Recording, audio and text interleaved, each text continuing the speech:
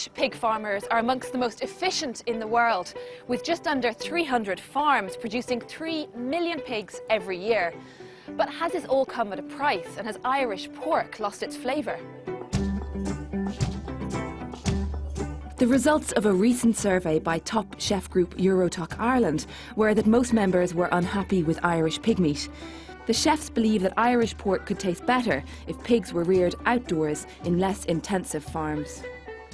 88% of our chefs said that they weren't happy with the quality, and the number one factor for them was lack of taste. And then they did go on also to say, you know, that the meat is very lean and tends towards dryness. They raised things like use of GMO feed, animal welfare. They were the kind of main issues that were coming up. These were things that we wanted to go back and look at and see were there things that we could improve, and ultimately would this impact on taste. Most of the catering trade and restaurant trade, 60% of what they use is imported. And if you think about the distance that meat has come hanging around in cold stores and so on and so forth, it can't be as good as the quality of meat we have here, because it's produced locally and eaten locally. Commercial pig farmers like Pat O'Flaherty are very focused on producing lean meat from grain. He sells 15,000 pigs a year from this indoor unit in County Kildare.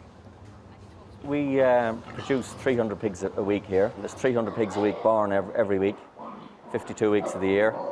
They're weaned at 4 weeks old. Then they're changed to a second shed where they go to a weaning shed, and then they're moved to the finishing shed where they spend 3 to 4 months, and that's where the most of the meat is produced. Pat's pigs are fed barley grown on a neighbouring farm and processed in a factory 15 miles away. But the price he gets is determined by the world market. What we're about here is producing the best quality meat we can produce, and we believe it is the best quality in Europe, if not in the world. Irish producers are amongst the most efficient in the world, and what that's all about is we lose very, very few pigs, and to me that's the essence of animal welfare. We lose very few. Commercial pig farmers respond to what we, the general public, want. If there's a market for outdoor pig, then they'll go for it. The real question is, can you taste the difference?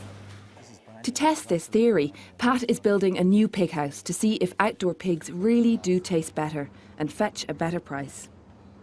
The idea here is that pigs will be reared the same way they were reared in my grandfather's time, which they have a traditional pigsty with the pigs inside, but they have a pothole over here and they can go in and out as they so wish. So the bit that's new is over there, where they have access to outside, in a small pen outside. They have a pen outside, they can run in and out there. They can mooch around there all day, come back in here, feed, lie down, whatever. They can choose themselves whether they want to be in or out. And they're coming out? Yeah, they're coming out, yeah. They're coming out. They seem to be happy enough there. These girls have never been outside before? They've never been outside before, no. So it's a bit of a novelty? It's a novelty, absolutely, yeah. Now, the weather is not so good, but the idea of the chefs that I've spoken to have said the idea of sun on their back will help the taste. They think it will. Time will tell. We'll do a trial here and do a blind tasting and see how it works out. We hope that at the end of this pilot that we will, find a difference in taste, and this is something that our chefs are definitely willing to pay for.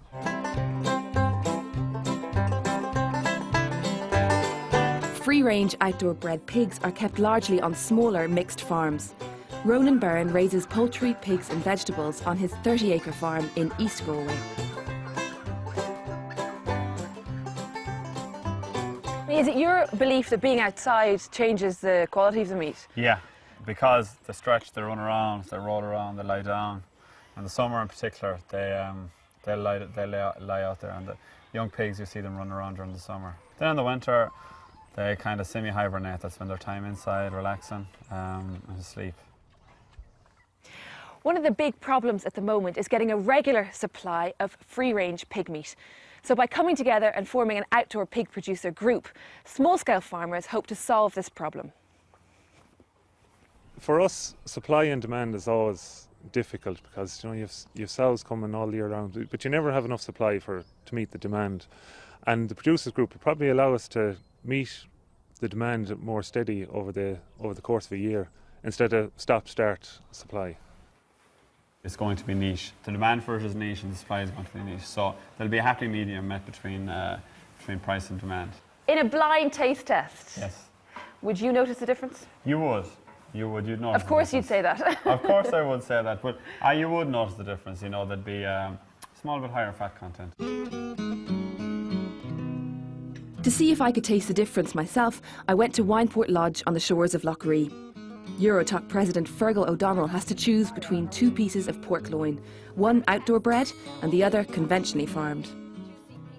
Okay, well this shouldn't be too difficult to Spot the difference. spot the difference. Well, like straight away you can tell the beautiful colour here on the free range here. You got it. Yeah, sorry. So this is the free range. Tell the me free how range. you know. Well, basically on the back you can tell by the colour. That's an intensely reared pig that's been kept indoors, so it's quite white. Here you have a beautiful pig that's been outdoors most of its life. Just looking at the fat content, when you put them side by side, that obviously has a layer of fat to protect it when it's outside. This one here is a lot leaner, very, very little marbling. You have a very small layer of fat there. Throughout here you can see little flecks of fat here. The white flecks, yeah. White flecks of fat here. That's going to make it a lot more tender. It's going to have more flavour to it. It's going to internally baste the meat as it's cooking. Fergal, I have to say one thing. For me, as someone who likes to eat meat, Yep. this looks tastier because there's a hell of a lot of fat on this one. There is a hell of a lot more fat on this, but as I said, the flavour as a chef, we would prefer to see a little bit more fat like this one. Because it's a better cooking piece of meat and you have much better flavour. So the customer obviously gets a much better product. The price difference is twice as much this cost. I would prefer, I have no problem paying twice the price for a better product that I can do more with.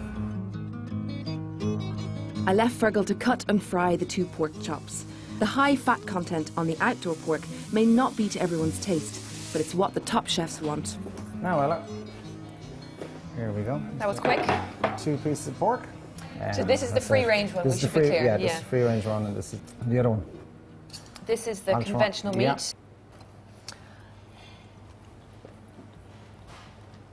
This tastes good. I mean, it's certainly what I'm used to. Yeah, it's fine. This is the bit you gave me of the free range. Yep, I think there's a big difference in flavour. There is a difference in taste, there's no Yeah, doubt. much better. It's almost nuttier. There's a nuttier taste. Who knows, maybe outdoor pork can deliver for both chefs and farmers in the future. There is a middle ground. There is an area where we can come together with farmers and get a better product for everybody. And as I said, we're more than happy to pay more money for it, for a better product.